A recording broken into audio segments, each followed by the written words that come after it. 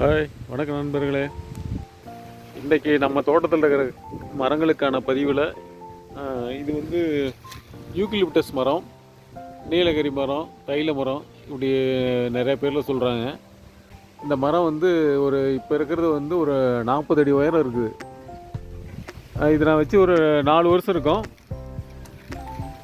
இது வந்து என்ன பர்பஸ்க்காக வச்சேன் அப்படின்னா, ஒரே ஒரு மரம் வச்சேன். எதுக்காக அப்படின்னா, இந்த வெந்நீர் வைக்கும்போது, குளிக்கிறதுக்கு வெந்நீர் வைக்கும் போதும் நாங்கள் வந்து விறகடுப்பில் தான் வெந்நீர் வைப்போம். அந்த வெந்நீர் வைக்கும் போதும் இந்த இலையை ஒரு 10 இலையை பறித்து போட்டு வெந்நீரில் அப்படி சுட வச்சு குளிக்கிறப்ப இது நல்லாயிருக்கும், உடம்புக்கு ரொம்ப நல்லாயிருக்கும்.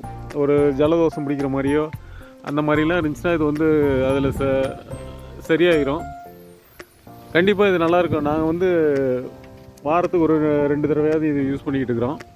இலையை மட்டும் இதை ஒடிக்கலாம் மாட்டோம், அப்படியே இலையை மட்டும் பறிச்சுக்குவோம். இது இங்கே வந்து யாராவது கேட்டாலும் கொடுப்போம். இந்த பக்கம் வந்து யூக்கலிப்டஸ் மரமே இல்லை, அதனால் யாராவது தெரிஞ்சவங்க யாராவது கேட்டாலும் இலையை மட்டும் பறித்து கொடுப்போம் ஒரு வேணுங்கிற அளவுக்கு. இது ஒரு சில பக்கம் வந்து வயலில் ஏக்கர் கணக்கில் வைக்கிறாங்க, வச்சு இது ஒரு விவசாயம் போல் பண்ணுறாங்க.